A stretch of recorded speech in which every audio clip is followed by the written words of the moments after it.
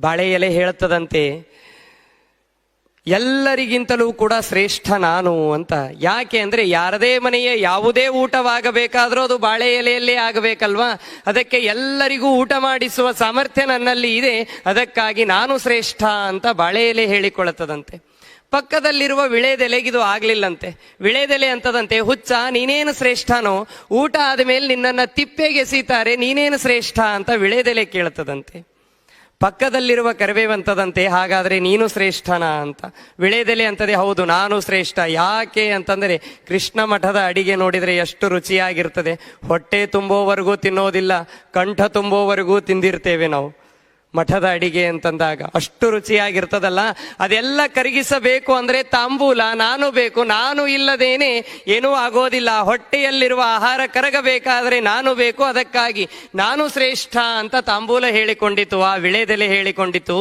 ಕರಿಬೇವಂತದಂತೆ, ನೀನೇನು ಶ್ರೇಷ್ಠನೋ, ನಿನ್ನ ಬಾಯಿಗೆ ಹಾಕೋತಾರೆ ನಿಜ, ಆದ್ರೆ ದಾರಿಯಲ್ಲೆಲ್ಲ ಉಗುಳ್ಕೊಂಡು ಹೋಗ್ತಾರೆ ನಿನ್ನನ್ನ, ನೀನೇನ್ ಶ್ರೇಷ್ಠ ಅಂತ.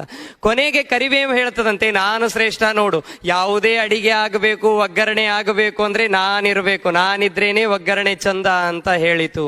ಇವರಿಬ್ಬರು ಸೇರಿ ಹೇಳ್ತಾರಂತೆ, ಇವರಿಬ್ಬರೂ ಕೂಡ ಕೂಡಿಕೊಂಡು ಹೇಳ್ತಾರಂತೆ, ನೀನೇನ್ ಶ್ರೇಷ್ಠನೋ, ಒಗ್ಗರಣೆ ಆಗಿ ಎಲೆಗೆ ಬರೋವರೆಗೂ ನಿನ್ನ ಆಟ, ಎಲೆಗೆ ಬಂದ್ರೆ ನಿನ್ನನ್ನ ಎತ್ತಿ ಎಲೆಯ ದಂಡೆಗೆ ಇಡ್ತಾರೆ, ನೀನೇನ್ ಶ್ರೇಷ್ಠ ಅಂತ. ಇದೆಲ್ಲದರ ಮಧ್ಯದಲ್ಲಿ ಯಾವುದೂ ಮಾತನಾಡದೇ ಇರುವಂತಹ ಒಂದು ಎಲೆ, ಎಲೆಯನ್ನ ಎತ್ತಿದ ಒಬ್ಬ ವ್ಯಕ್ತಿ ಭಗವಂತನ ಪಾದಕ್ಕೆ ಇಟ್ಟ. ಆ ಎಲೆ ಮೇಲೆ ಕುಳಿತಾಗ ಹೇಳ್ತದಂತೆ, ವಿಳೆದೆಲೆ, ಬಾಳೆ ಎಲೆ ನೀನು ಅಹಂಕಾರ ಪಟ್ಟೆ, ನೀನು ತಿಪ್ಪೆಗೆ ಬಿದ್ದೆ. ವಿಳೆದೆಲೆ ನೀನು ಅಹಂಕಾರ ಪಟ್ಟೆ, ದಾರಿಯಲ್ಲಿ ಬಿದ್ದೆ. ಕರಿಬೇವು ನೀನು ಅಹಂಕಾರ ಪಟ್ಟೆ, ಎಲೆಯ ಹೊರಗಡೆ ಬಿದ್ದೆ. ನಾನು ಅಹಂಕಾರ ಬಿಟ್ಟೆ, ಭಗವಂತನ ಪಾದ ಸೇರಿದೆ. ನಾನು ತುಳಸಿ, ಏನಿದ್ದರೇನು ತುಳಸಿ ಇಲ್ಲದ ಪೂಜೆ ಹರಿವಲ್ಲನೋ ಕೊಳ್ಳನೋ. ಆ ನಿಟ್ಟಿನಲ್ಲಿ ಅಹಂಕಾರವನ್ನ ಬಿಟ್ಟಿದ್ದೇ ಆದರೆ ಭಗವಂತನ ಪಾದವನ್ನ ಸೇರ್ತೇವೆ. ಅಹಂಕಾರದಿಂದ ಬದುಕಿದರೆ ನಮ್ಮ ಪಾದದಷ್ಟು ಹೆಸರೂ ಕೂಡ ನಮ್ಮದು ಉಳಿಯೋದಿಲ್ಲ. ಆ ನಿಟ್ಟಿನಲ್ಲಿ ಅಹಂಕಾರ ಬಿಡಬೇಕು ಎನ್ನುವ ತತ್ವದ ಅಡಿಯಲ್ಲಿ ವಜ್ರದತ್ತನ ಕಥೆಯನ್ನ ಮಹಾಭಾರತ ಎಚ್ಚರಿಸ್ತದೆ.